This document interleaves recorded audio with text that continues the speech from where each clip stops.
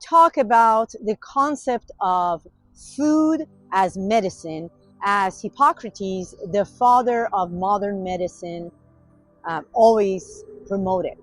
And also he said all diseases start in the gut. The reason being because every bite that you put in your mouth, it can be feeding your cells or it can be detrimental to your cells. So you have to be very careful what you are eating or feeding your body every day.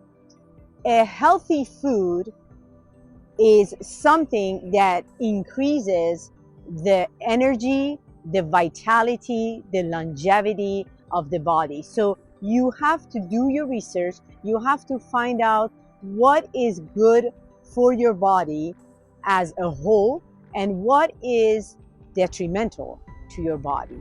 And doing so, you're going to have a long, happy, and healthy life.